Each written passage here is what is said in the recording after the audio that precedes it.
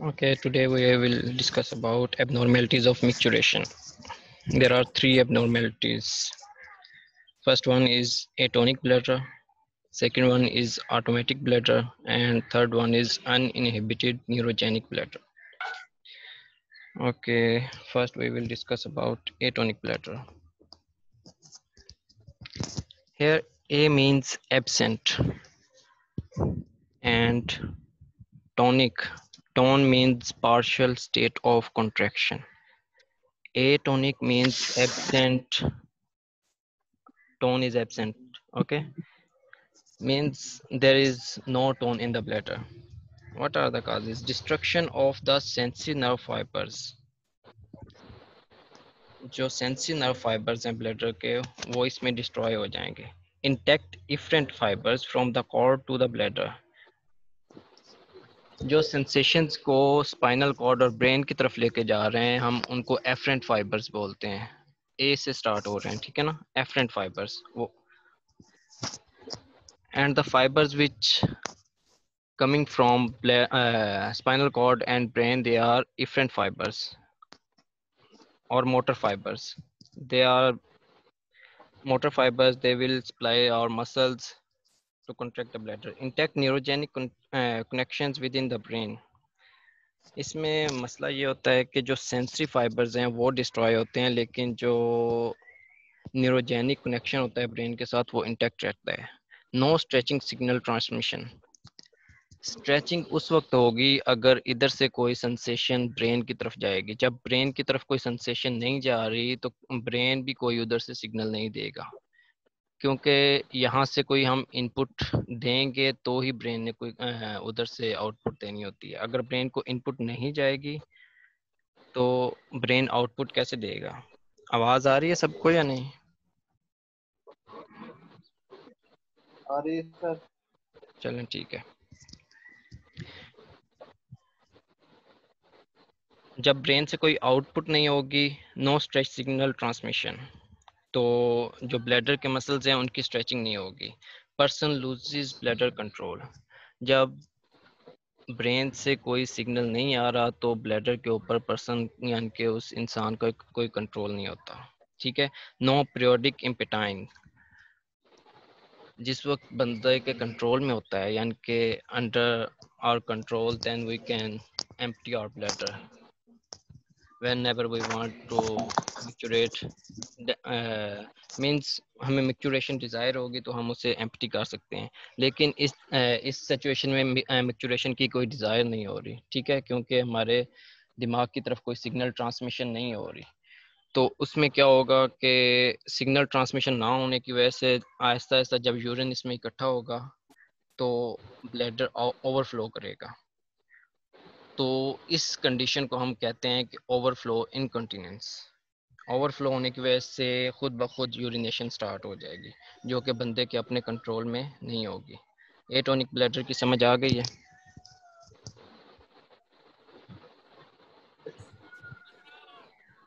जी sir, इसकी आ गई. इसकी कॉजेज क्या होती हैं? एटोनिक ब्लैडर की कॉजेज होती हैं crush injury to the sacral region of the spinal cord. यानी कि अगर हमारा जो सैक्रल रीजन है स्पाइनल कॉर्ड का उस जगह पे कोई इंजरी हो गई है तो उस सूरत में हो सकता है. उसके अलावा certain diseases like syphilis. Syphilis में ये वाली प्रॉब्लम हो सकती है एटोनिक ब्लैडर. दो काजेज आप लोगों ने याद रखनी है, ठीक है. उसके बाद है automatic bladder. Spinal cord damage above the sacral region. उसमें सैक्रल रीजन के लेवल पे जब उसमें सैक्रल रीजन के लेवल पे जब डैमेज हो रहा है तो उस वक्त कौन सी प्रॉब्लम आ रही है? Atonic bladder. जब सैक्रल रीजन से अबव डैमेज होगा तो उसमें कौन सी प्रॉब्लम आएगी? Automatic bladder. Spinal cord damages above the sacral region. Sacral cord segment are still intact. जो सैक्रल रीजन है वो स्टिल इंटैक्ट है. Typical micturition reflexes can still occur. जो नॉर्मल मिक्चुरेशन रिफ्लेक्स है वो अभी भी यानी कि पॉसिबल है. No longer controlled by the brain. अब ये हमारे दिमाग के कंट्रोल में नहीं है, ठीक है ना. ये नहीं है कि जब हम चाहें उस वक्त हम यानी कि यूरिनेशन कर सकें. पीरियोडिक ब्लैडर इम्पटाइंग यानी कि अनअनाउंस्ड बंदे को पता भी नहीं होगा, अचानक बंदे की मैच्योरेशन स्टार्ट हो जाएगी। यानी कि ऑटोमेटिक है, जब दिल करेगा जिस वक्त वो उसमें मैच्योरेशन, यानी कि जिस वक्त उसमें यूरिन इकट्ठा होगा खुद ब खुद मैच्योरेशन स्टार्ट हो जाएगी। ये है ऑटोमेटिक ब्लैडर। उसमें क्या प्रॉब्लम हुई थी, एटोनिक ब्लैडर में सेंसरी फाइबर्स गए थे। इसमें क्या प्रॉब्लम हुई है, इसमें मोटर फाइबर्स गए हैं। मोटर फाइबर किस तरह गए हैं, जो दिमाग से कंट्रोल आ रहा था ब्लैडर को कंट्रोल करने के लिए, जो नर्व्स आ रही थी वो सैक्रल रीजन से अबव जो है, अगर स्पाइनल कॉर्ड डैमेज हो तो वो उस जगह पे डैमेज हो गई है, जिसकी वजह से वो सिग्नल्स ब्लैडर तक नहीं पहुंच सके। तो इसमें क्या होगी, अनअनाउंस्ड, यानी कि बंदे के कंट्रोल में नहीं होगा, खुद ब खुद मैच्योरेशन स्टार्ट हो जाएगा। Uninhibited neurogenic bladder, frequent and relatively uncontrolled maturation. Frequently means bar bar, relatively uncontrolled यानी कि totally uncontrolled नहीं है, relatively uncontrolled maturation है। Partial damage in the spinal cord of the brainstem that interrupts most of the inhibitory signals. इसमें क्या होगा, spinal cord या brain stem. Brain stem आप लोग समझते हो क्या चीज़ है? ब्रेन स्टेम, ब्रेन स्टेम के ब्रेन स्टेम में तीन पार्ट्स होते हैं। एक तो मिड ब्रेन होता है, ठीक है, उसके बाद पोन्स और मेडुल्ला। ये तीनों चीज़ों को हम कलेक्टिवली कहते हैं ब्रेन स्टेम, ठीक है। अगर डैमेज ब्रेन स्टेम के लेवल पे हो या स्पाइनल कॉर्ड के लेवल पे हो, ठीक है, इस लेवल पे अगर डैमेज होगा तो जो इनहिबिटरी न्यूरॉन्स आ रही हैं, इनहिबिटरी न्यूरॉन्स वो होती हैं जो कि यानी कि मैच्योरेशन रिफ्लेक्स को इनहिबिट करके रखती हैं। फॉर एग्जांपल, हम अभी क्लास में बैठे हैं, वॉशरूम जाना चाहते हैं, लेकिन क्लास की वजह से हम अपने आप को कंट्रोल कर सकते हैं कि अभी नहीं, कुछ देर रुक के जा सकते हैं, ठीक है ना। इसमें क्या होगा कि ये वाले इनहिबिटरी सिग्नल्स इंटरप्ट हो जाएंगे। कंटिन्यूस फैसिलिटेटिव इम्पल्स, यानी कि इसमें लगातार एक ही तरह की इम्पल्स आ रही होगी कि यूरिनेशन हो जाए, ठीक है। Even a small quantity of urine elicits an uncontrolled maturation reflex. भी अगर स्मॉल अमाउंट में यूरिन इकट्ठा हो जाए तो उस सूरत में भी क्या होगा, मैच्योरेशन रिफ्लेक्स स्टार्ट हो जाएगा, ठीक है। क्वेश्चन आंसर्स आप लोग पढ़ सकते हो, उसमें लिखे हुए हैं, आंसर भी लिखे हुए हैं लास्ट पे, ठीक है। तो ये आप लोग खुद पढ़ लेना। हम आगे नेक्स्ट स्टार्ट करते हैं। Glomerular filtration and determinants of the filtration. अच्छा, आपको अभी जो हमने तीन पढ़े हैं, टोनिक ब्लैडर, ठीक है, और ऑटोमेटिक ब्लैडर और अनइनहिबिटेड न्यूरोजेनिक रिफ्लेक्स, उसमें से आप लोगों को किसी को कोई भी कोई कंफ्यूजन है तो वो क्वेश्चन पूछ सकता है।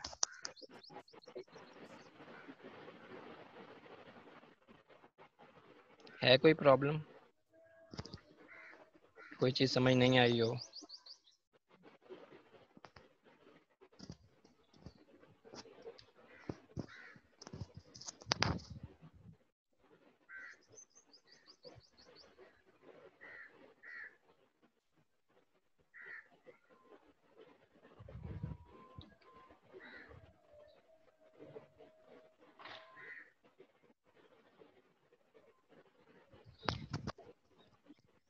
आवाज़ आ रही है सबको? कोई रिस्पांस नहीं आ रहा।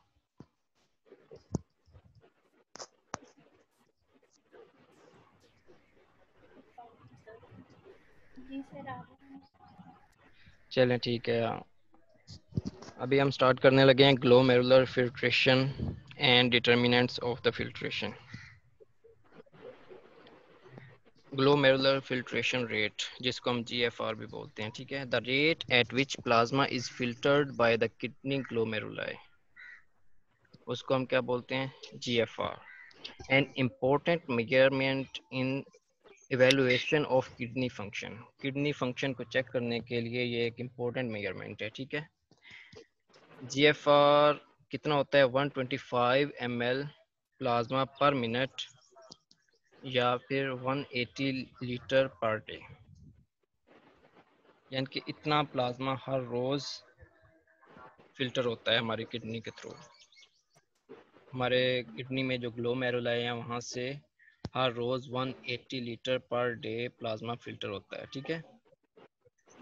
प्लाज्मा वॉल्यूम इन 70 kg, यानी कि एक अडल्ट मैन जिसका वेट ऑलमोस्ट 70 kg हो, उसमें कितना होगा? About 3 litre.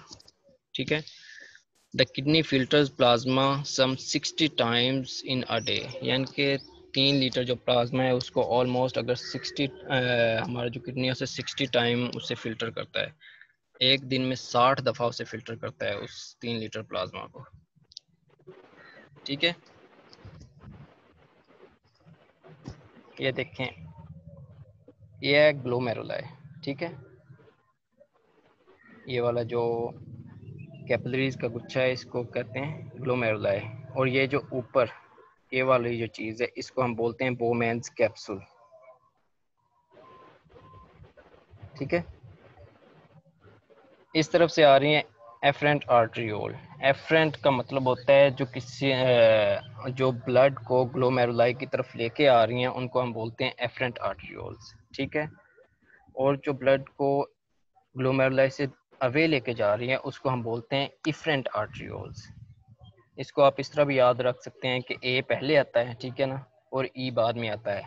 ए जो पहले आता है वो ब्लड को लेके आ रहा है टुवर्ड्स ग्लोमेरुलाई, ठीक है, और ई जो बाद में आता है वो ब्लड को अवे लेके जा रहा है फ्रॉम ग्लोमेरुलाई। ठीक है। और ये क्या चीज़ है? Bowman's capsule. इसमें फिल्ट्रेशन कैसे होती है? हमारे ब्लड में वाटर की वजह से एक प्रेशर होता है जिसको हम हाइड्रोस्टेटिक प्रेशर बोलते हैं। ठीक है। वो हाइड्रोस्टेटिक प्रेशर ऑलमोस्ट 55 mm ऑफ Hg होता है विद इन द वेसल्स, हमारे कैपिलरीज के कैपिलरी एंड पे। ठीक है। कैपिलरी हाइड्रोस्टेटिक प्रेशर कितना होगा? 55 mm ऑफ Hg। उसके बाद है capsular. Capsular means Bowman's capsule के अंदर जो हाइड्रोस्टेटिक प्रेशर होगा वो कितना है? 15 mm ऑफ Hg। उसके बाद है ब्लड कोलाइडल ऑस्मोटिक प्रेशर। इस ब्लड के अंदर कोलाइडल ऑस्मोटिक प्रेशर होता है। ये इस तरह बातें नहीं करें, अगर किसी ने बातें करनी है अलहदा तो अपना माइक म्यूट कर दें। ठीक है।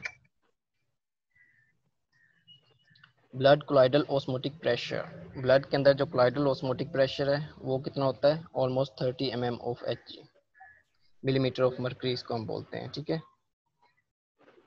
अब हमने क्या करना होता है कि नेट फिल्ट्रेशन प्रेशर निकालना होता है। उसमें क्या है कि पहले आप तो ये चीज़ समझ लो कि हाइड्रोस्टेटिक प्रेशर क्या है और ऑनकोटिक प्रेशर क्या है। हाइड्रोस्टेटिक प्रेशर वो होता है जो कि ट्राई करता है ब्लड को वेसल से बाहर पुश करने के लिए। ठीक है।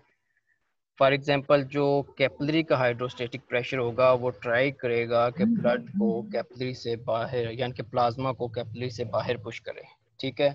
और उसके बाद जो capillary oncotic colloidal oncotic pressure होगा वो प्रोटीन्स की वजह से होता है। ठीक है ना। हाइड्रोस्टेटिक प्रेशर किसकी वजह से होता है? हाइड्रो का मीन्स होता है वाटर, हाइड्रो वाटर। ठीक है। कोलाइडल ऑस्मोटिक प्रेशर होता है प्रोटीन्स की वजह से। जो ब्लड का कोलाइडल ऑस्मोटिक प्रेशर होगा वो ट्राई करेगा वाटर को कैपिलरीज के अंदर विद होल्ड करके रखने के लिए, कैपिलरीज के अंदर रोक के रखने के लिए, और कोशिश करेगा कि बाहर से जो ब्लड है उसको कैपिलरी के अंदर लेके आए।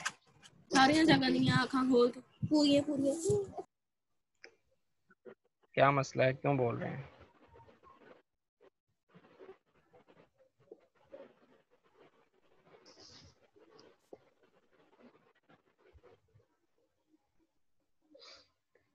कोलाइडल ऑस्मोटिक प्रेशर कौन सा होगा? जो कि वाटर को कैपिलरी के अंदर होल्ड करके रखता है। इसी तरह जो कैप्सूल है बोमेन्स कैप्सूल, उसके अंदर भी ऑफ कोर्स प्लाज्मा फिल्टर हो रहा है तो पानी उस तरफ भी जा रहा है, उस तरफ से भी पानी का प्रेशर होगा, हाइड्रोस्टेटिक प्रेशर होगा। उस तरफ जो हाइड्रोस्टेटिक प्रेशर है वो ऑलमोस्ट कितना है? 30 mm ऑफ Hg।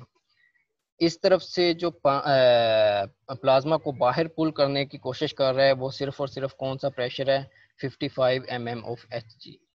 उसके अपोजिंग दो प्रेशर आ रहे हैं, एक तो कैप्सूल के अंदर जो प्लाज्मा ऑनकोटिक प्रेशर है, कोलाइडल ऑस्मोटिक प्रेशर एक ये वाला 30 mm ऑफ Hg, और दूसरा जो कैप्सूल के अंदर वाटर है वो पुल करने की कोशिश कर रहा है पानी को वापस कैपिलरीज के अंदर, वो है 15 mm ऑफ Hg।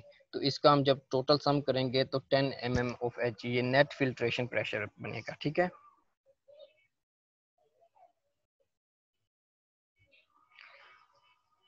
Efferent arterioles brings blood to the glomerulus. Afferent क्या करेंगे, जो ब्लड को ग्लोमेरुलाई की तरफ लेके आएंगे उसको हम एफरेंट आर्टरियोल बोलते हैं। Efferent takes blood away from the glomerulus. Efferent carrying away means efferent arteries क्या करेंगी, वो ब्लड को ग्लोमेरुलाई से अवे लेके जाएंगी। ठीक है, GFR means glomerular filtration rate is the volume of fluid filtered from the renal or kidney glomeruli capillary into the Bowman's capsule per unit time। यानी कि बोमेंस कैप्सूल के अंदर जो कैपिलरीज का जो गुच्छा है उससे ब्लड फिल्टर होगा, ठीक है, पर यूनिट टाइम, उसको हम GFR बोलेंगे। बोमेंस कैप्सूल के अंदर जो कैपिलरीज का गुच्छा है जिसको हम ग्लोमेरुलाई बोलते हैं, वहाँ से जो प्लाज्मा फिल्टर होके प्रोक्सिमल कन्वोलेटेड ट्यूब्यूल्स में जाएगा उसको हम क्या बोलते हैं, GFR, ग्लोमेरुलर फिल्ट्रेशन रेट। और ये किस में होता है, पर यूनिट टाइम में। What determines GFR overall? That is net filtration rate। ठीक है, कि GFR को क्या चीज़ डिटरमाइन करेगी। What is the normal value of net filtration pressure? That is 10 mm of Hg। इसको हम आगे भी डिटेल से डिस्कस करते हैं कि ये 10 कैसे है। ठीक है, अभी भी मैंने आपको कोशिश की है कि इधर बताऊं, अगर किसी को समझ नहीं आई तो वो आगे इसको मज़ीद एक्सप्लेन कर देता हूँ। What are the 3 mechanisms of GFR regulation? कौन से मैकेनिज्म है जो GFR को रेगुलेट करते हैं? एक हार्मोनल मेथड है, हार्मोनल मैकेनिज्म है, दूसरा न्यूरल है, और तीसरा ऑटो रेगुलेशन। उसके बाद क्वेश्चन आता है कि what are the two mechanisms of GFR autoregulation. एक मायोजेनिक मैकेनिज्म है और दूसरा ट्यूब्यूलो ग्लोमेरुलर फीडबैक मैकेनिज्म। अच्छा जी, अब इनको हम थोड़ा डिटेल के साथ देख लेते हैं। ये वाली जो चीज़ें हमने पढ़ी हैं ना, ये नाम अजीब अजीब से जो पढ़े हैं, myogenic mechanism, tubulo glomerular feedback mechanism, ये वाले हम इधर देख लेते हैं। ठीक है, auto regulation of the renal circulation. Myogenic mechanism, the increase in blood pressure. जब ब्लड प्रेशर इंक्रीज होगा, stretches blood vessel wall. Blood pressure increase होगा तो क्या करेगा, वो प्रेशर वेसल वॉल के ऊपर यानी कि पड़ेगा। जो ब्लड वेसल्स होती हैं, जब प्रेशर इंक्रीज होगा तो वॉल्स के ऊपर पड़ेगा। ठीक है, opening stretch activated cation channels. Cation होते हैं पॉजिटिवली चार्ज आयन जो होते हैं ना, उनको हम कैटायंस बोलते हैं, फॉर एग्जांपल सोडियम। ठीक है, क्या जब प्रेशर बढ़ेगा, स्ट्रेच बढ़ेगी वेसल वॉल के ऊपर, तो क्या होगा, स्ट्रेच एक्टिवेटेड। स्ट्रेच की वजह से जो कैटायन चैनल्स होते हैं वो एक्टिवेट होते हैं और कैटायन स्मूथ मसल के अंदर इंटर होंगे। यानी कि पॉजिटिवली चार्ज्ड आयन जिनमें सोडियम सबसे हाईलाइटेड है, वो क्या होगा, स्मूथ मसल के अंदर इंटर होगा। स्मूथ मसल के अंदर जब कैटायन इंटर होंगे, मेम्ब्रेन डीपोलराइजेशन, उसकी वजह से क्या होगा, डीपोलराइजेशन स्टार्ट हो जाएगी मेम्ब्रेन की। जब डीपोलराइजेशन स्टार्ट होगी, opening voltage dependent calcium channels, ये क्या करेगी कि वोल्टेज डिपेंडेंट कैल्शियम चैनल्स को ओपन करेगी। ठीक है, लीडिंग टू इंट्रासेलुलर कैल्शियम, यानी कि इससे क्या होगा कि इंट्रासेलुलर कैल्शियम का लेवल जो होगा वो इंक्रीज होगा। ठीक है, स्मूथ मसल जब इंट्रासेलुलर कैल्शियम का लेवल इंक्रीज होगा, जब भी कैल्शियम मसल के अंदर इंक्रीज होगा तो मसल कॉन्ट्रैक्ट करते हैं। ठीक है, leading to the contraction of the smooth muscles of the vessel wall. ठीक है, जब वेसल के मसल्स कॉन्ट्रैक्ट होंगे, कॉन्ट्रैक्शन की वजह से क्या होगा, वेसल ल्यूमन डायमीटर डिक्रीजेस, जो वेसल का डायमीटर है वो डिक्रीज होगा। वेस्कुलर रेजिस्टेंस विल इंक्रीज, और वेसल की जो रेजिस्टेंस है वो इंक्रीज हो जाएगी, बढ़ जाएगी। Decrease blood pressure induces the opposite change, यानी कि जब ब्लड प्रेशर डिक्रीज होगा तो वो इसके बिल्कुल अपोजिट जाएगा। ठीक है, चलो इसको मैं दोबारा थोड़ा एक्सप्लेन कर देता हूँ कि जब भी ब्लड प्रेशर इंक्रीज होगा, ब्लड प्रेशर के इंक्रीज होने से क्या होगा, वो प्रेशर वेसल वॉल के ऊपर इंसर्ट होगा। ठीक है, वेसल के ऊपर जो प्रेशर सेंस करने वाले स्ट्रेच रिसेप्टर होते हैं, ठीक है। वहाँ से क्या होगा कि वो स्ट्रेच एक्टिवेटेड केटाइन चैनल्स को एक्टिवेट करेंगे, जिसकी वजह से केटाइंस क्या होंगे, मेम्ब्रेन के जो सेल्स हैं, ठीक है, उनके अंदर इंटर होंगे। जब कैटायंस इंटर होंगे that means positively charge ion जब उसके अंदर इंटर होंगे तो डीपोलराइजेशन मेम्ब्रेन की स्टार्ट हो जाएगी। जब डीपोलराइजेशन स्टार्ट होगी तो कैल्शियम इन्फ्लक्स स्टार्ट हो जाएगा। कैल्शियम जब भी किसी सेल के अंदर जाता है तो उसकी कॉन्ट्रैक्शन करवाता है। तो जब कैल्शियम अंदर जाना स्टार्ट होगा तो वो वास्कुलर स्मूथ मसल्स की कॉन्ट्रैक्शन करवाएगा। जब कॉन्ट्रैक्शन होगी तो वेसल का जो ल्यूमन है वो कम होगा, यानी कि वेसल का जो डायमीटर है वो कम होगा, ठीक है, और जिसकी वजह से वेसल की रेजिस्टेंस बढ़ेगी। अब ये होता है इंक्रीज ब्लड प्रेशर की सूरत में। अगर ब्लड प्रेशर डिक्रीज होगा तो यही अपोजिट चेंज आएगी वेसल के अंदर, ठीक है। मैकेनिज्म ऑफ मायोजेनिक ऑटोरेगुलेशन, यानी कि अब उसको थोड़ा स्टेप्स में बताया गया है। इंक्रीज आर्टीरियल ब्लड प्रेशर, जब आर्टीरियल ब्लड प्रेशर इंक्रीज होगा, increase afferent arteriolar blood pressure, afferent arterioles के अंदर ब्लड प्रेशर इंक्रीज होगा, leading to increase arterial wall stretch. जब ब्लड प्रेशर आर्ट्रियोल के अंदर इंक्रीज होगा तो उसके वॉल जो होगी स्ट्रेच होगी, leading to the sense by myogenic stretch receptor. जो उस वेसल के अंदर मायोजेनिक स्ट्रेच रिसेप्टर्स हैं वो उसको सेंस करेंगे, leading to the opening of voltage gated calcium channels. उससे क्या होगा, voltage gated calcium channels open होंगे, leading to the influx of calcium from ECF extra cellular fluid to the vascular smooth muscles. Vascular smooth muscle के अंदर calcium inter होगा, ठीक है। जब कैल्शियम इंटर होगा तो मैंने बताया जब भी कैल्शियम इंटर होता है तो कॉन्ट्रैक्शन होगी, contraction of the vascular smooth muscle cells. जब उसकी कॉन्ट्रैक्शन होगी तो वेजो कंस्ट्रिक्शन होगी, वेजो कंस्ट्रिक्शन की वजह से क्या होगा, ल्यूमन कम होगा, ल्यूमन डिक्रीज हो जाएगा, ठीक है, रेजिस्टेंस इंक्रीज होगी, minimize the change in afferent arteriole blood flow, यानी कि क्या करेगा, कोशिश करेगा कि एफरेंट आर्ट्रियोल्स में ब्लड हाई ब्लड प्रेशर की वजह से जो चेंज आया था उसको मिनिमाइज कर सके, उसको कम से कम कर सके, लीडिंग टू डिक्रीज और minimize the change in GFR.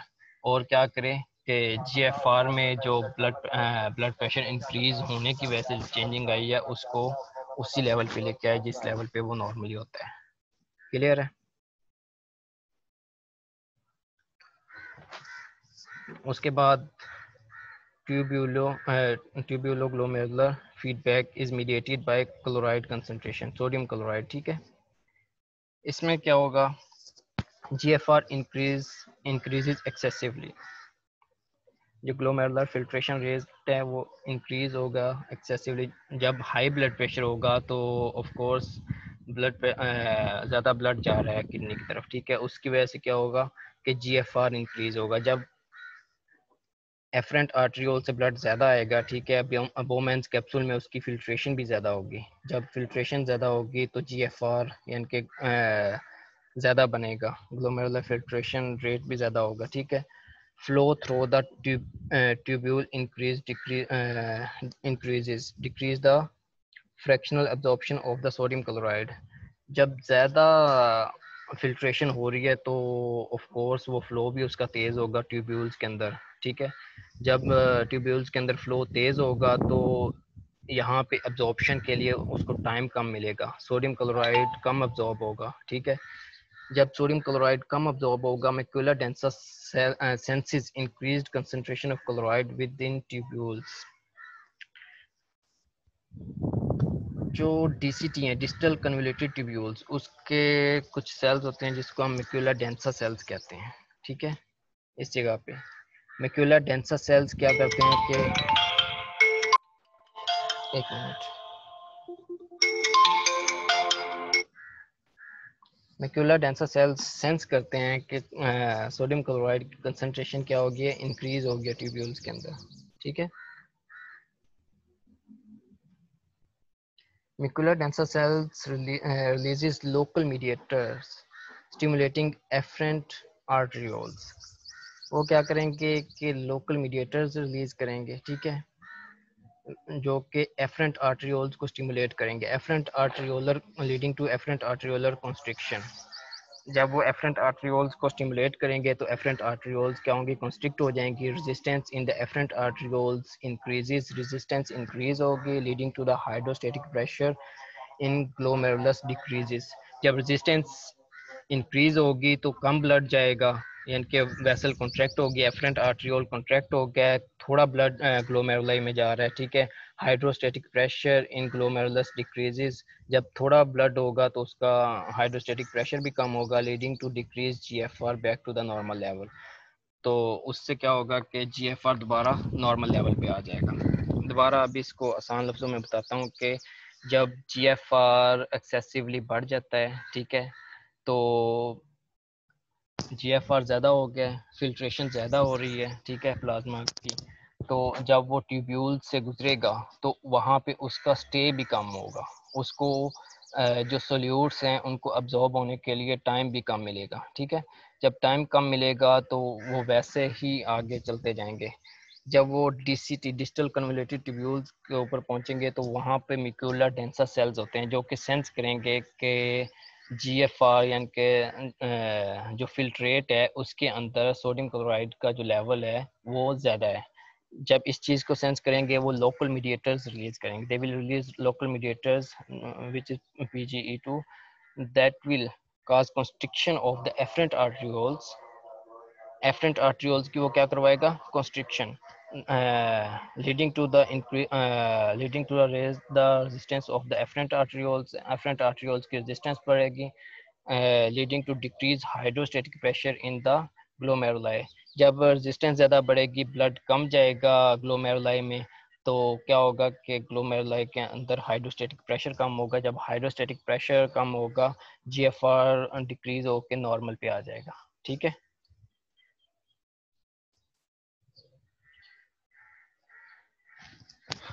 ये देखें जी,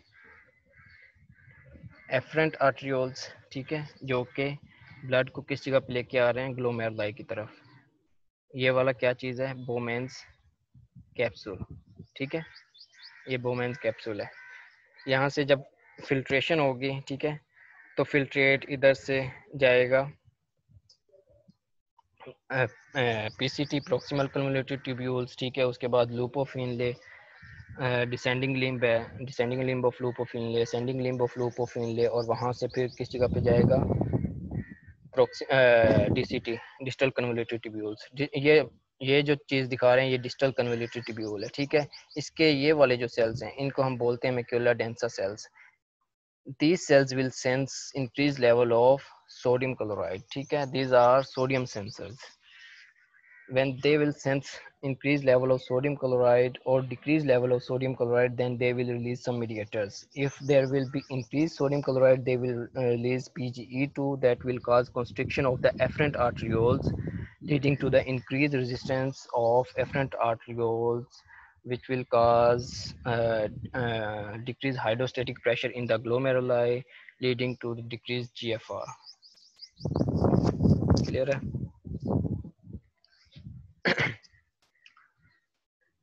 What does macular densa do? यानी कि जो macular densa cells हैं वो क्या करते हैं? A high concentration of sodium chloride in distal tubular fluid usually results from an excessive GFR, glomerular filtration rate। यानी कि अगर बहुत ज़्यादा GFR होगा, ठीक है, उसकी वजह से जो ट्यूब्यूल्स हैं उनके अंदर फिल्ट्रेट को का रुकने के लिए कम टाइम मिलेगा। जब वो उधर रुकेगा नहीं तो एब्जॉर्प्शन सोल्यूट्स की नहीं होगी, सोडियम क्लोराइड की एब्जॉर्प्शन नहीं होगी, तो वो उसी तरह आगे चलता जाएगा, डिजिटल कन्वोल्यूटेड ट्यूब्यूल तक पहुंच जाएगा, ठीक है। जब डिजिटल कन्वोल्यूटेड ट्यूब्यूल तक पहुंच जाएगा such that there is not time for the sodium chloride to be reabsorb in the renal tubules, under these circumstances macular densa cells release adenosine. यानी कि ये वाला वो मीडिएटर रिलीज करेंगे adenosine which constrict the nearby afferent arterioles। वो क्या करेगा, nearby जो एफरेंट आर्टरियोल है उसको कंस्ट्रिक्ट करेगा, reducing glomerular perfusion and hence GFR. उससे क्या होगा, ग्लोमेरुलर परफ्यूजन क्या होगी, वो कम होगी, और जब ग्लोमेरुलर परफ्यूजन कम होगी तो जीएफआर भी ऑटोमेटिकली कम हो जाएगा। ऑन द अदर हैंड दूसरी साइड पे जब लो ट्यूबुलर सोडियम क्लोराइड जब जीएफआर कम होगा, ठीक है, तो जीएफआर कम है तो ऑफ कोर्स उसमें स्टे भी ज़्यादा होगा ट्यूब्यूल्स के अंदर, तो एक्सेसिवली सोडियम क्लोराइड को वो एब्जॉर्ब कर लेगा, जिसकी वजह से मैक्यूलर डेंसा तक जो सोडियम क्लोराइड है वो बहुत कम मिकदार में पहुंचेगा, ठीक है। Usually results from the excessive reabsorption because GFR is low.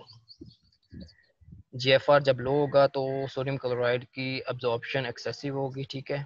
When this occurs the macular densa cells release PGE2 prostaglandin, ठीक है, which triggers the release of renin from the granular cells, ठीक है। वो क्या करेंगे कि रेनिन रिलीज करेंगे juxtaglomerular cell से surrounding the afferent arterioles as it enters the glomerulus. Renin release activates the renin-angiotensin system, which will increase blood pressure and consequently renal perfusion. जब GFR कम होगा इन केस ऑफ जब arterial pressure कम हो, ठीक है, या blood pressure कम हो, ठीक है, जिसकी वजह से ग्लोमेरुलाई की तरफ जो ब्लड का फ्लो है वो कम होगा, ठीक है।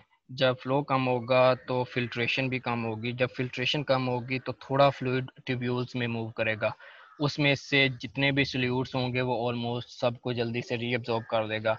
डिस्टल कन्वोल्यूटेड ट्यूब्यूल्स तक पहुंचने तक जो सोडियम क्लोराइड है उसका लेवल थोड़ा रह जाएगा। जब मैक्यूलर डेंसा सेल सेंस करेंगे कि फिल्ट्रेट के अंदर सोडियम की मिकदार कम है, ठीक है, तो वो एक मीडिएटर रिलीज करेंगे जिसको हम PGE2 कहते हैं। Sir PGE, hello, excuse me sir.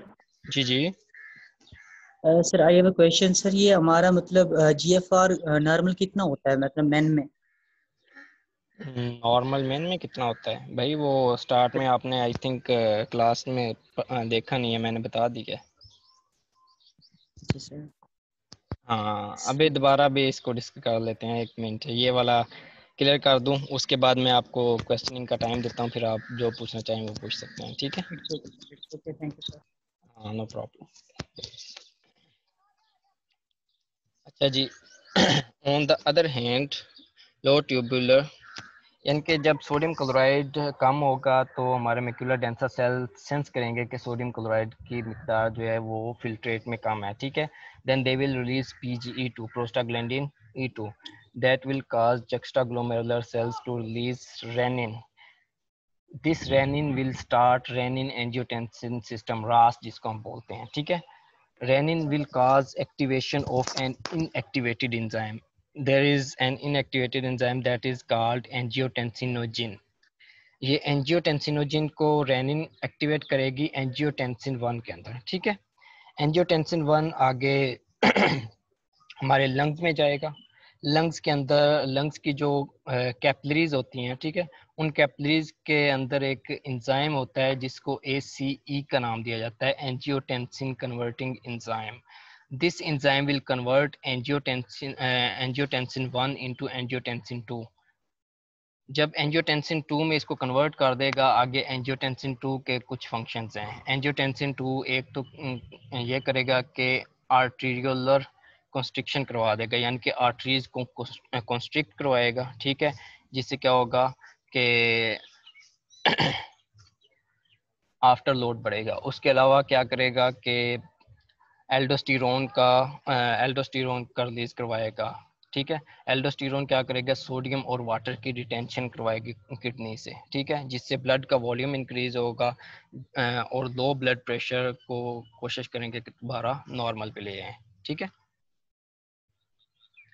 When blood pressure decreases, यानी कि जिस वक्त ब्लड प्रेशर डिक्रीज होगा तो क्या होगा, smooth muscle fibres dilate and relax afferent arterioles which increases blood flow into the glomerulus and increase GFR. जिस वक्त स्मूथ मसल फाइबर्स डायलेट होंगे, ठीक है, जिस वक्त ब्लड प्रेशर कम होगा, ठीक है, तो कम ब्लड उधर जा रहा है किडनी की तरफ। Kidney is one of our vital organ. जब भी इधर ब्लड फ्लो कम होगा तो इसके जो आर्टरीज हैं वो डायलेट हो जाएंगी, आर्टरियोल्स डायलेट हो जाएंगे और ट्राई करेंगे कि किडनी की तरफ ज़्यादा ब्लड जाए, ठीक है। which increase blood flow into the glomerulus and increases GFR, and try करेंगे कि GFR को normal पे रख सकें, ठीक है। Neural regulation of GFR. In neural regulation of GFR, increased activity of renal sympathetic system. हमारी जो blood vessels हैं ये हमेशा अंडर सिंपैथेटिक कंट्रोल होती हैं, इनके ऊपर पैरासिम्पैथेटिक सिस्टम एक्ट नहीं करता, ठीक है। तो जब हमारा ब्लड प्रेशर कम होगा तो उस सूरत में न्यूरल रेगुलेशन भी हो सकती है, यानी कि हमारा सिंपैथेटिक सिस्टम भी हेल्प कर सकता है। वो कैसे करेगा कि जब ब्लड प्रेशर कम होगा तो सिंपैथेटिक नर्वस सिस्टम एक्टिवेट होगा, ठीक है। सिंपैथेटिक नर्वस सिस्टम कैसे एक्टिवेट होगा? Release NOR epinephrine which acts on the alpha receptors in the smooth muscle. NOR epinephrine क्या करेगी? अल्फा रिसेप्टर जो कि वेसल्स की स्मूथ मसल के ऊपर होते हैं उन पे एक्ट करेगी और क्या करेगी? एफरेंट आर्ट्रियोल्स के जो स्मूथ मसल्स हैं उनकी वेजो कंस्ट्रिक्शन करवाएगी एंड अल्टीमेटली डिक्रीजिंग जीएफआर, यानी कि ये हाई ब्लड प्रेशर की सूरत में क्या करेगी? उसमें जीएफआर को डिक्रीज करवाएगी। न्यूरल रेगुलेशन ऑफ जीएफआर, ठीक है। एक बात आप लोगों ने हमेशा याद रखनी है कि हमारी वेसल्स के ऊपर सिर्फ और सिर्फ सिंपैथेटिक नर्वस सिस्टम एक्ट करता है, पैरासिम्पैथेटिक का इस पे कोई असर नहीं होता, ठीक है। Hormonal regulation of GFR. Two hormones that contributes towards the regulation of GFR. एक का नाम एंजियोटेंसिन 2 है, ठीक है, और दूसरे का नाम ANP, atrial natriuretic peptide. ANP का मतलब क्या है? Atrial natriuretic peptide. Regulation of GFR. Renin angiotensin aldosterone system. जो ये सिस्टम कौन सा है? जो रेनिन हमारे जक्स्टा ग्लोमेरुलर सेल्स से रिलीज हो रही थी, ठीक है, उस रेनिन ने क्या करना है कि एंजियोटेंसिनोजिन उसको कन्वर्ट करेगी एंजियोटेंसिन 1 के अंदर, ठीक है। एंजियोटेंसिन 1 आगे जाएगी लंग्स के अंदर। लंग्स में एक एंजाइम होता है जिसको बोलते हैं एंजियोटेंसिन कन्वर्टिंग एंजाइम। वो एंजाइम इसको कन्वर्ट कर देगा एंजियोटेंसिन 2 के अंदर, ठीक है। एंजियोटेंसिन 2 के आगे दो फंक्शन है। एक तो क्या करेगी? आफ्टर लोड इंक्रीज करेगी। कैसे? Constriction of the vascular smooth muscles. Vascular smooth muscles के ऊपर इसका एक इफेक्ट है कि ये इनको कंस्ट्रिक्ट करवाएगी जिससे आफ्टर लोड इंक्रीज होगा। उसके अलावा क्या है कि stimulation of the aldosterone secretion, aldosterone को सिक्रीट करवाएगी leading to the increase water and sodium retention. इससे क्या होगा? प्री लोड इंक्रीज होगा, ठीक है।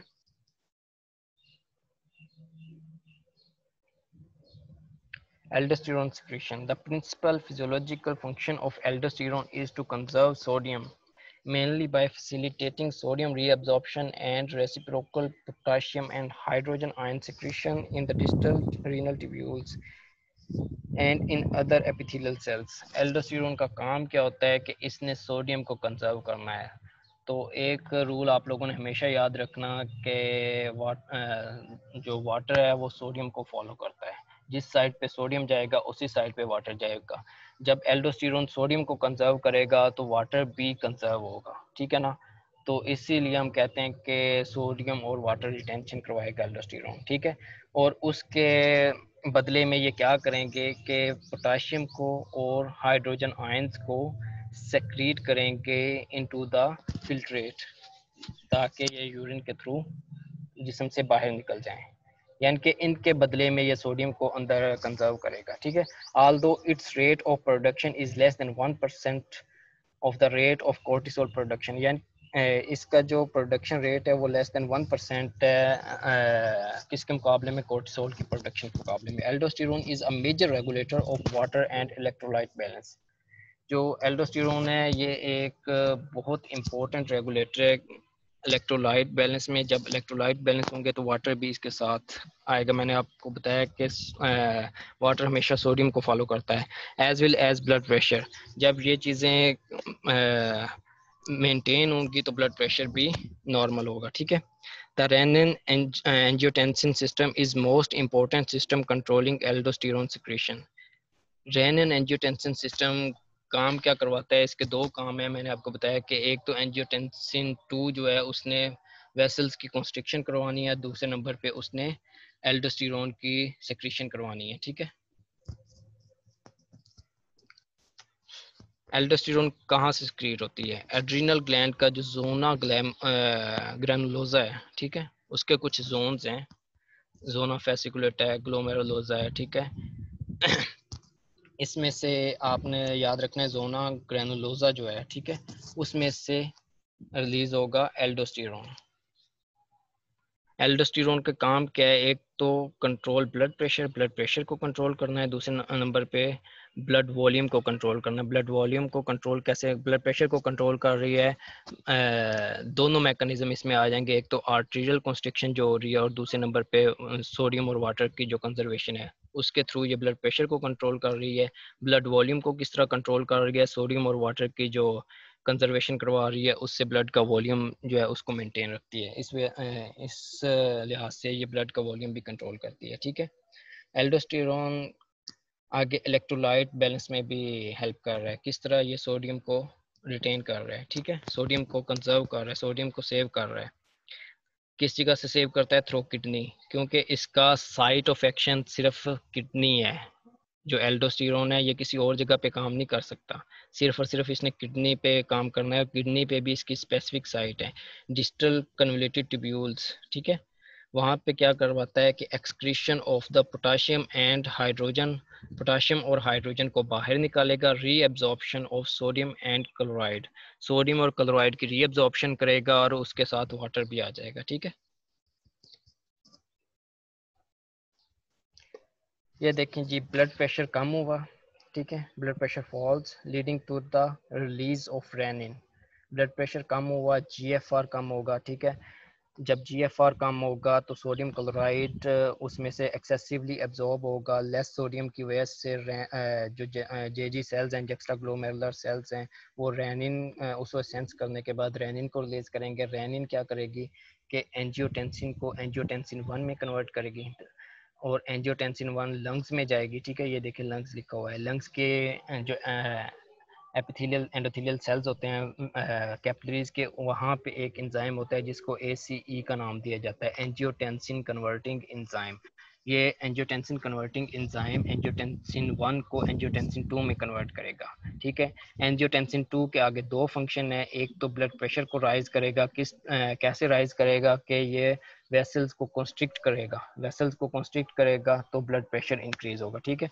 आर्ट्रियोलर कंस्ट्रिक्शन करवाता है, ठीक है। उसके अलावा एंजियोटेंसिन 2 ने क्या करना है कि ये एक्ट करेगा एड्रीनल ग्लैंड के ऊपर और यहाँ से एल्डोस्टेरोन की सिक्रीशन करवाएगा। एल्डोस्टेरोन एक्ट करेगा लेट पार्ट ऑफ DCT और कलेक्टिंग ट्यूब्यूल्स पे, यानी कि लेट पार्ट होता है जो डिस्टल कन्वोल्यूटेड ट्यूब्यूल्स का, उस पर एक्ट करेगा और कलेक्टिंग डक्ट के ऊपर एक्ट करेगा और वहाँ से सोडियम क्लोराइड यानी कि सोडियम की रिटेंशन करवाएगा, ठीक है। जब सोडियम की रिटेंशन करवाएगा और उसके अलावा पोटाशियम और हाइड्रोजन आयन को फिल्ट्रेट के अंदर एक्सक्रीट करवाएगा, ठीक है। जब सोडियम की रिटेंशन करवाएगा तो वाटर भी उसके साथ रिटेन होगा। तो इस लिहाज से ये क्या करवाएगा, एक तो ब्लड प्रेशर इंक्रीज होगा और दूसरे नंबर पे ब्लड वॉल्यूम को मेंटेन करेगा। उसके बाद आ गया एंटी डायूरेटिक हार्मोन ADH जिसको हम बोलते हैं। Angiotensin 2 stimulate the pituitary gland to secrete ADH to increase water reabsorption. Angiotensin 2 ने क्या करता है, पिट्यूटरी ग्लैंड को स्टिमुलेट करेगा कि वो ADH को रिलीज करे। पोस्टीरियर पिट्यूटरी के अंदर आप लोगों ने FSC के अंदर भी पढ़ा होगा कि ADH स्टोर होता है। ये प्रोड्यूस किस जगह पे होता है?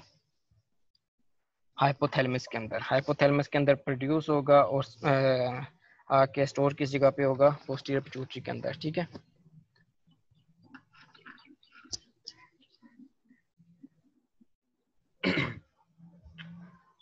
एंटी डायूरेसिस, ADH का मतलब क्या है? Anti diuretic hormone. डायूरेसिस का मतलब होता है यूरिनेशन करना, ठीक है ना। एंटी का मतलब होता है अगेंस्ट, यानी कि ये क्या करेगा कि यूरिन को कंसंट्रेट करेगा, यूरिन में से पानी को बाहर निकालेगा, ठीक है। ये देखें जी, हाइपोथैलेमस के अंदर इसकी प्रोडक्शन हुई है एडीएच की, ठीक है। इसको हम वेसोप्रेसिन भी बोलते हैं। Stored in posterior lobe of the pituitary, posterior pituitary के अंदर ये स्टोर होगा।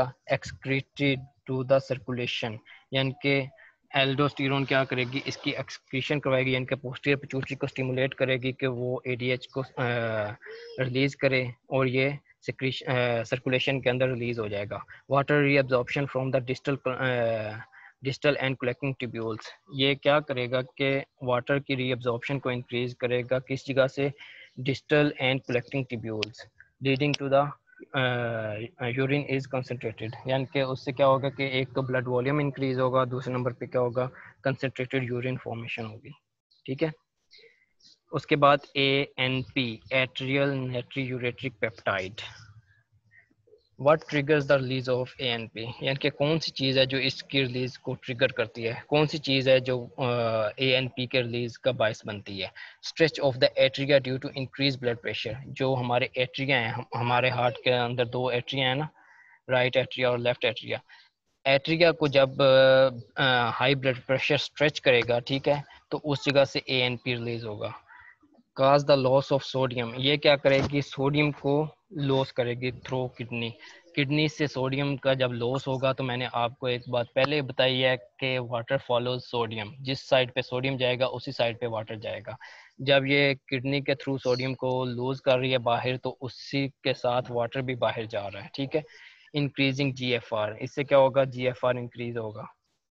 ANP dilates afferent arterioles leading to increased blood flow and filtration leading to the diuresis। ANP ने क्या करना होता है कि afferent arterioles को afferent arterioles में blood flow को increase करेगी। जब afferent arterioles में blood ज़्यादा आएगा तो इस जगह पे, ठीक है, ग्लोमेरुलाई में भी blood ज़्यादा आएगा।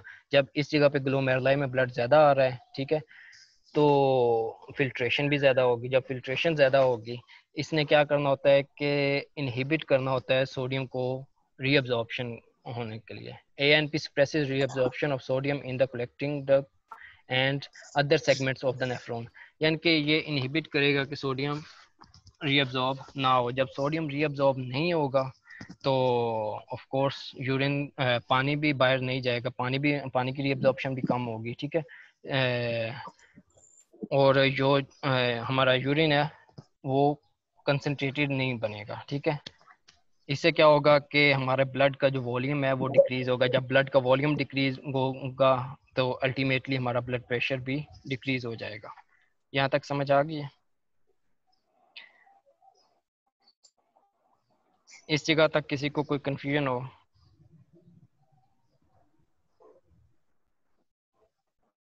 अभी जिसको कोई क्वेश्चंस वगैरह हैं वो अपने क्वेश्चंस वगैरह कर ले, हम इसके बाद आगे फिर स्टार्ट करते हैं।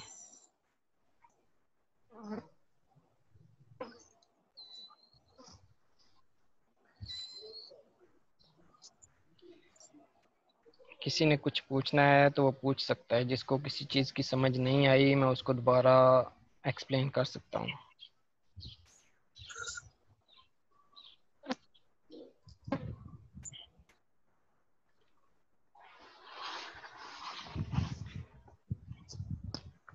सबको समझ आ गई है?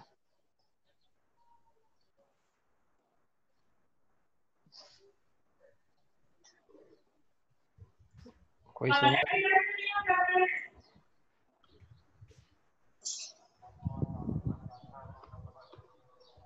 सबको समझ आ गई है?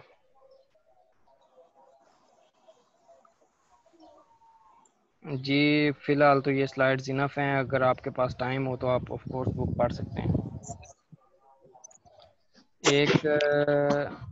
एक स्टूडेंट ने पहले क्वेश्चन किया था कि GFR नॉर्मली कितना होता है। मैंने आपको बताया था कि 125 ml पर मिनट होता है, ठीक है, 180 लीटर पर डे, ये हमारा GFR होता है नॉर्मली, ठीक है।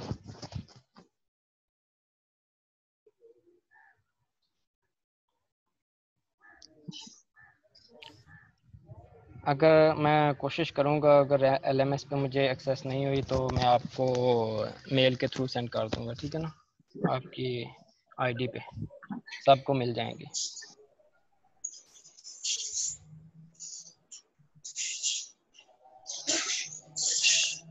बाकी अटेंडेंस इधर हो जाया करेगी। मैंने वो पूछ लिया था लास्ट टाइम, मुझे पता नहीं था, इसलिए किसी का कोई क्वेश्चन हो, किसी को कोई समझ नहीं आई हो तो वो पूछ सकता है।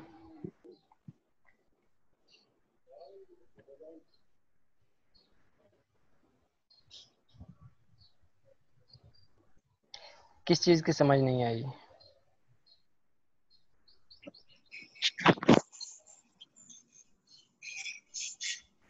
डिफ़िकल्ट तो नहीं है इतना।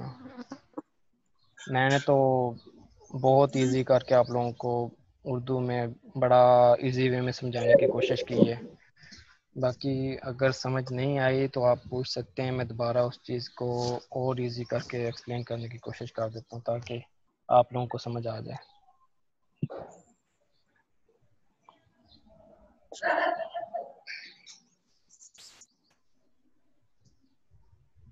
मुझे लगता है सबको समझ आ गई है, कोई बंदा भी क्वेश्चन वगैरह नहीं कर रहा। चलो थोड़ा और पढ़ लें फिर।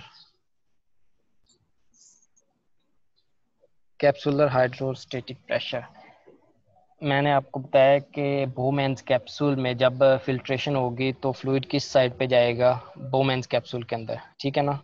बोमेन कैप्सूल के अंदर जब फिल्ट्रेट जाएगा, दैट मीन्स पानी भी जा रहा है, ठीक है।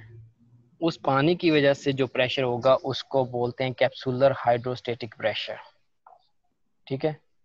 कैप्सुलर हाइड्रोस्टेटिक प्रेशर वो क्या करेगा, वो कोशिश करेगा कि जो वाटर कैप्सूल के अंदर है उसको वापस पुश करे कैपिलरीज के अंदर। इसको बोलते हैं कैप्सुलर हाइड्रोस्टेटिक प्रेशर। क्लियर है? कैप्सूल के अंदर जो फ्लूइड गया है उसके अंदर जो वाटर है उसकी वजह से जो प्रेशर है, उस वाटर की वजह से जो प्रेशर है उसको हम कैप्सुलर हाइड्रोस्टेटिक प्रेशर बोलते हैं। और ये कैप्सुलर हाइड्रोस्टेटिक प्रेशर ट्राई करेगा कि जो कैप्सूल के अंदर वाटर है उसको पुश करे वापस बैक टू द कैपिलरीज। वो मींस कैप्सूल की जो कैपिलरीज हैं उसमें दोबारा उसे पुश करने की कोशिश करेगा। अभी टाइम है ना? ओके,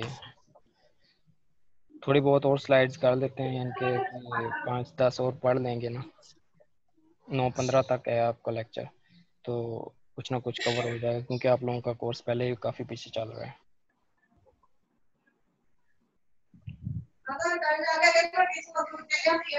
जी पढ़ना है या नहीं पढ़ना अभी?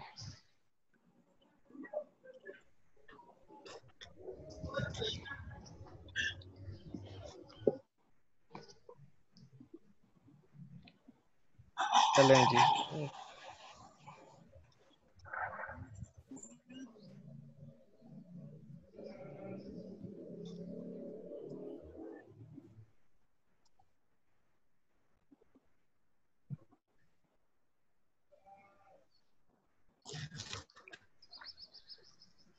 यहाँ तक कर लिया। अब देखते हैं what is the unit of measurement for GFR. किस यूनिट में हम जीएफआर को मेजर करते हैं? यूजुअली मेजर्ड इन ml पर मिनट। जीएफआर को हम नॉर्मली मिलीलीटर पर मिनट के हिसाब से मेजर करते हैं, ठीक है। Which two substances are used to calculate the GFR? वो कौन से सब्सटेंस हैं, वो कौन से दो सब्सटेंस हैं जिनको हम यूज करते हैं जीएफआर को मेजर करने के लिए? जीएफआर को मेजर करने के लिए लेबोरेटरी के अंदर दो सब्सटेंस यूज किए जाते हैं, जिन उनमें से एक है इनोलिन, ठीक है, और दूसरा है क्रिएटिनिन। इनोलिन और क्रिएटिनिन दो सब्सटेंसेस हैं जो कि जीएफआर को मेजर करने के लिए यूज किए जाते हैं, ठीक है। Composition of the filtrate, every electrolyte filtrate, जो चीज़ें फिल्टर हो जाएंगी उनकी बात कर रहे हैं कि कौन कौन सी चीज़ें फिल्टर हो जाएंगी, यानी कि ब्लड वेसल से कौन कौन सी चीज़ें फिल्टर हो के बोमेंस कैप्सूल के थ्रू यानी कि ट्यूब्यूल्स में आ जाएंगी, ठीक है, प्रॉक्सिमल कन्वोल्यूटेड ट्यूब्यूल्स में आ जाएंगी। एवरी इलेक्ट्रोलाइट, हर तरह का इलेक्ट्रोलाइट फिल्टर हो जाएगा, ठीक है। मेटाबॉलिक वेस्ट जो होते हैं हमारी बॉडी के अंदर, मेटाबॉलिज्म के दरमियान जो वेस्ट प्रोडक्ट्स बन रही हैं वो सारे इस आ जाएंगे। उसके बाद मेटाबोलाइट्स जो छोटे पार्टिकल्स हैं वो आ जाएंगे, ठीक है। नेचुरल सब्सटेंसेस आ जाएंगे, लो वेट प्रोटीन्स एंड पेप्टाइड्स। एक बात याद रखनी है कि सिर्फ लो वेट प्रोटीन्स एंड पेप्टाइड्स आ सकते हैं, सारे प्रोटीन्स या पेप्टाइड नहीं आ सकते, क्योंकि प्रोटीन्स आर नेगेटिवली चार्ज। और जो बोमेंस कैप्सूल की जो बेसमेंट मेम्ब्रेन है उस जगह पे पोडोसाइट्स होते हैं, फूड प्रोसेसेस जिनको हम उर्दू में बोल सकते हैं, पोडोसाइट्स उनको बोलते हैं, ठीक है। वो भी नेगेटिवली चार्ज हैं, तो नेगेटिवली चार्ज पार्टिकल्स एक दूसरे को रिपेल करते हैं, एक दूसरे को यानी कि थोड़ा कहते हैं कि दूर दफा हो, ठीक है ना। तो एक दूसरे को रिपेल करने की वजह से जो नेगेटिवली चार्ज प्रोटीन्स हैं, हाई वेट प्रोटीन्स हैं, वो फिल्टर नहीं होते, ठीक है। Characteristics of glomerular capillary membrane, जो ग्लोमेरुलर की कैपिलरी मेम्ब्रेन है, ठीक है, उसकी क्या कैरेक्टरिस्टिक्स होती हैं। Basic ultra structure of the glomerular capillary membrane, cross section of the, यानी कि ये उसकी क्रॉस सेक्शन दिखाया गया है कि उसमें क्या क्या चीज़ें होती हैं। मेजर कंपोनेंट्स इसके कौन से होते हैं, कैपिलरी एंडोथीलियम होती है, कैपिलरी की जो एंडोथीलियम होती है, उसके बाद बेसमेंट मेम्ब्रेन है एंड एपिथीलियम पोडोसाइट्स हैं। कैपिलरी वन सेल लेयर होती है ना, उसको हम बोलते हैं एंडोथीलियम। उसके बाद बेसमेंट मेम्ब्रेन आ जाएगी बोमेन कैप्सूल की, उसके बाद बोमेन कैप्सूल की अपनी लेयर जिसको हम एपिथीलियम बोलते हैं वो आ जाएगी, ठीक है। ये वाली लेयर्स होती हैं जिसको क्रॉस करके फिल्ट्रेट ग्लोमेरुलाई से बोमेन कैप्सूल में जाता है। ग्लोमेरुलर बेसमेंट मेम्ब्रेन, ये देखें दोबारा वही चीज़ मैं आपको बता रहा हूँ, एंडोथीलियल सेल्स हैं, ठीक है। उसके बाद ये वाली जो है बेसमेंट मेम्ब्रेन है, ठीक है, और ये वाले पोडोसाइट्स हैं, फूड प्रोसेस जिनको बोलते हैं, ठीक है। और ये वाले जो इसमें इसको फिल्ट्रेशन स्लिट्स बोलते हैं, ठीक है, यानी कि इस जगह से चीज़ें फिल्टर होके बोमेन कैप्सूल में आती हैं। Glomerular endothelial cells have large fenestrations through which solutes may pass। fenestrations का मतलब होता है कि सुराख, ठीक है, उसमें लार्ज फेनिस्ट्रेशंस होती हैं थ्रू विच सोल्यूट्स में पास, सोल्यूट्स उस जगह से पास हो जाते हैं। बेसमेंट मेम्ब्रेन आगे basement membrane restrict passage of particles due to their size and electronegativity. Basement membrane की वजह से जो इलेक्ट्रोनेगेटिव यानी कि जो नेगेटिवली चार्ज पार्टिकल्स हैं वो यहाँ से पास नहीं हो सकते। उसके अलावा जो पार्टिकल जिनका साइज बड़ा है वो भी इस जगह से पास नहीं हो सकते, यानी कि बेसमेंट मेम्ब्रेन इन दो चीज़ों से प्रोटेक्ट करवाती है कि लार्ज साइज्ड पार्टिकल्स को नहीं गुजरने देती, उसके बाद नेगेटिवली चार्ज पार्टिकल्स को इस जगह से नहीं गुजरने देती। उसके बाद है podocytes. Podocytes are foot like extensions from podocytes that wrap around glomerular capillary to form filtration slits that block passage of negative ions। ये फूड प्रोसेसेस होते हैं, ठीक है, ग्लोमेरुलस को यानी कि उसके अराउंड लिपटे होते हैं। काम क्या होता है कि फिल्ट्रेशन स्लिट्स को ब्लॉक करते हैं, यानी कि जो फिल्ट्रेशन स्लिट्स हैं जिस जगह से सोल्यूट्स फिल्टर होके आ रहे हैं उनको ब्लॉक करेंगे और उसमें से नेगेटिवली चार्ज पार्टिकल्स को फिल्ट्रेट के अंदर नहीं जाने देंगे, उनको वापस ब्लड में भेजेंगे, ठीक है, और दूसरी चीज़ों को पास होने देंगे। GFR Starling forces, glomerular hydrostatic pressure, ठीक है। उसके बाद ग्लोमेरुलर ऑनकोटिक प्रेशर। ये हम पढ़ रहे हैं कि कौन कौन सी फोर्सेस उस जगह पे GFR बनाने के लिए एक्ट कर रही हैं। ग्लोमेरुलर फिल्ट्रेशन रेट पे एक्ट करने वाली जो फोर्सेस हैं उनको हम पढ़ने लगे हैं। एक तो हाइड्रोस्टेटिक प्रेशर है, ग्लोमेरुलस के अंदर जो कैपिलरी के अंदर हाइड्रोस्टेटिक प्रेशर है वो हो गया। ग्लोमेरुलर ऑनकोटिक प्रेशर, ग्लोमेरुलस के अंदर जो ऑनकोटिक प्रेशर है जिसको हम कोलाइडल ऑनकोटिक प्रेशर बोलते हैं, ठीक है, जो प्रोटीन्स की वजह से होता है। हाइड्रोस्टेटिक प्रेशर वाटर की वजह से होता है, ऑनकोटिक प्रेशर प्रोटीन्स की वजह से होता है। उसके बाद बोमेंस on hydrostatic pressure, बोमेंस hydrostatic pressure जो वाटर बोमेंस कैप्सूल के अंदर है उसकी वजह से जो प्रेशर होगा उससे बोमेंस हाइड्रोस्टेटिक प्रेशर कहते हैं। बोमेंस ऑनकोटिक प्रेशर, बोमेंस ऑनकोटिक प्रेशर है कि जो प्रोटीन्स बोमेंस कैप्सूल के अंदर हैं उनकी वजह से जो ऑनकोटिक प्रेशर होगा उससे बोमेंस ऑनकोटिक प्रेशर कहते हैं। नॉर्मली मैंने आपको बताया कि जो प्रोटीन्स हैं वो नेगेटिवली चार्ज पार्टिकल्स हैं और इसलिए वो फिल्टर नहीं हो सकते। इस वजह से नॉर्मली जो बोमैन ऑनकोटिक प्रेशर होता है वो ज़ीरो होता है। ठीक है, आम नॉर्मल पर्सन में फिजियोलॉजिकली बोमैन्स ऑनकोटिक प्रेशर कितना होगा? ज़ीरो होगा। Net filtration is into the Bowman's capsule, यानी कि ये सारी चीज़ों को कंबाइन करने के बाद हम नेट फिल्ट्रेशन रेट निकालते हैं।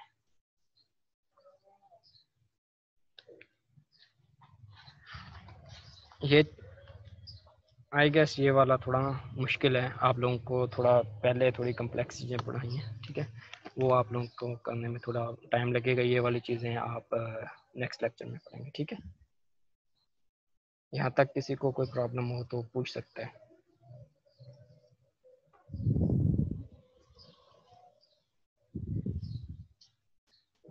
हाँ जी, एनी प्रॉब्लम, कोई क्वेश्चन?